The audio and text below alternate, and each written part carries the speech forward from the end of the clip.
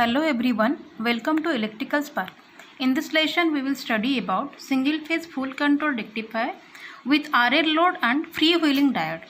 In the previous lesson we have studied about with simple RL load, and in that case the average output voltage is somehow decreasing as compared to simple resistive load, because one negative voltage will come in the output voltage. That's why average voltage will be reduced.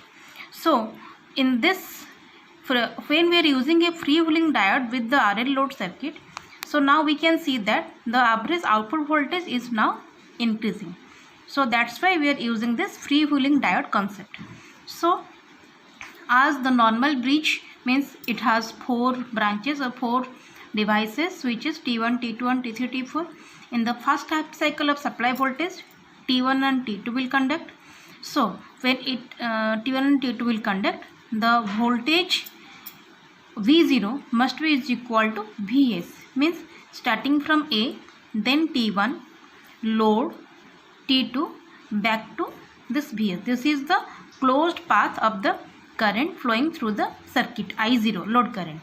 And the value of voltage V0 must be is equal to this Vs, means VAB.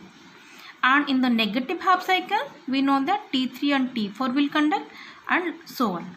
So that's why here you can see this is the waveform, this is VAB and this is VBA, one positive, and VBA is the negative voltage. So when VAB is positive with respect to VBA, or A is positive with respect to B, we can turn on T1 and T2 thyristors. So we are turning on at alpha here. So from alpha, T1 and T2 will start conducting, and this is the output voltage, this much.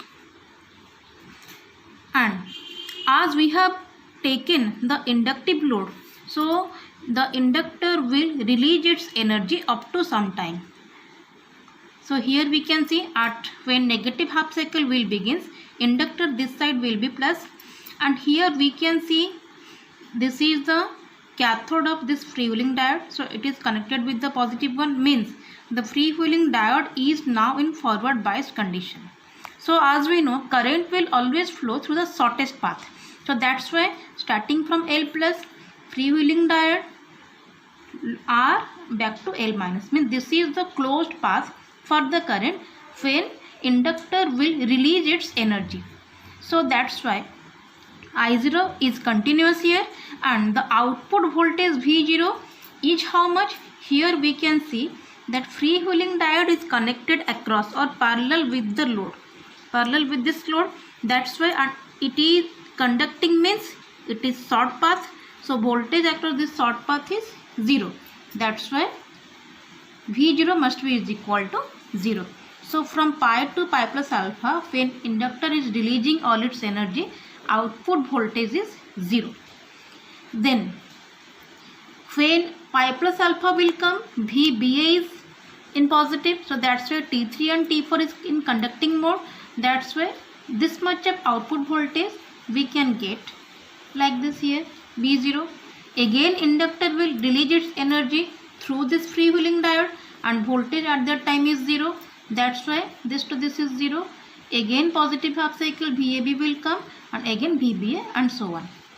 So this is due to T1 T2, again T3 T4, again T1 T2, again T3 and T4. So here we can see the average voltage is positive, but if we are using simply RL load without freewheeling diode, one negative spike was coming like this.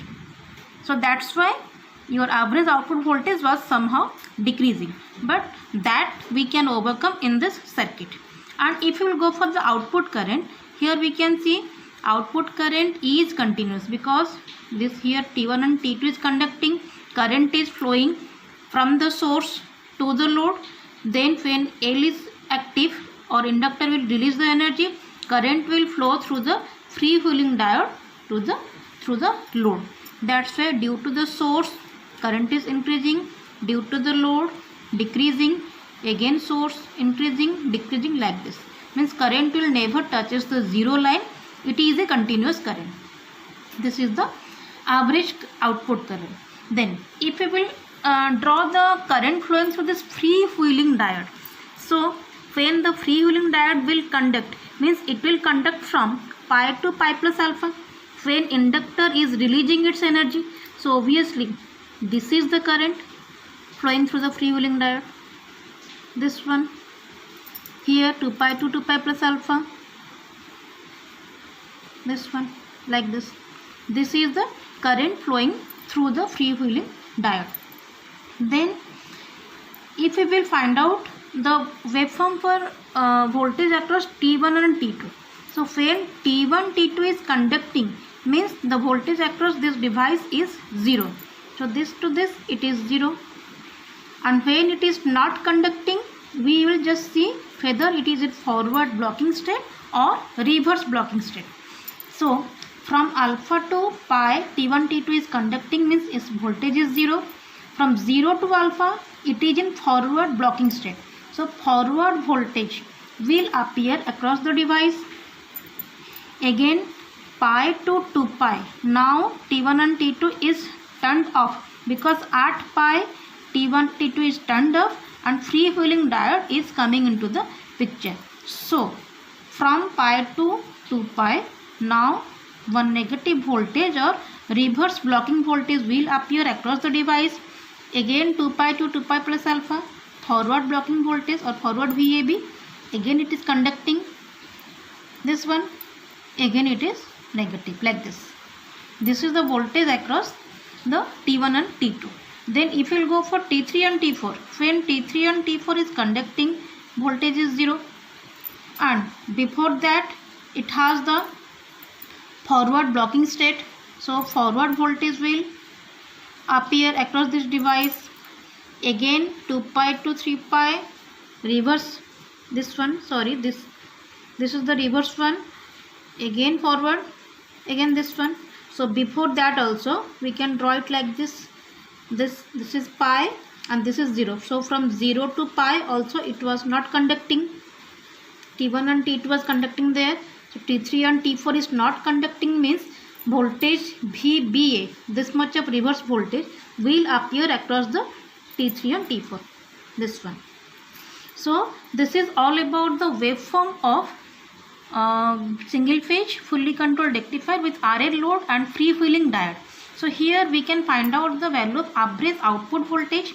So here we can see one cycle of output voltage is from 0 to pi, because after pi the same cycle or same waveform is repeating. So here cycle is 0 to pi and we are getting the output voltage from alpha to pi. So limit must be alpha to pi. So here it is. V0 is equal to 1 by pi. This is the cycle. Then Vm sin omega t, d omega t, and integration limit is alpha to pi. Integration of sin is cos omega t, that all of you know. So Vm by pi minus cos omega t, limit is alpha to pi, and finally we will get the value of average output voltage V0 is equal to Vm by pi 1 plus cos alpha.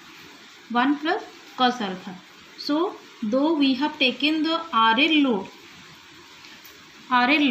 so in that case the average output voltage was somehow decreasing, but when we are using this freewheeling diode in this case, so average output voltage is now increasing in this case. So that's why this is the advantages of using this freewheeling diode.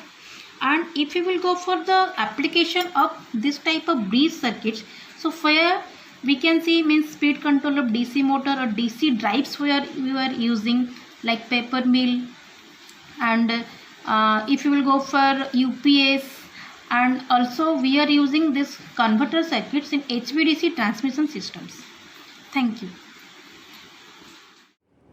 If you like this lesson, give it a big thumbs up by hitting the like button. To know more about power electronic converters, you can subscribe to my channel by clicking the subscribe button. Happy learning! Don't forget to write down your valuable feedback in the comment box. I will see you in another lesson.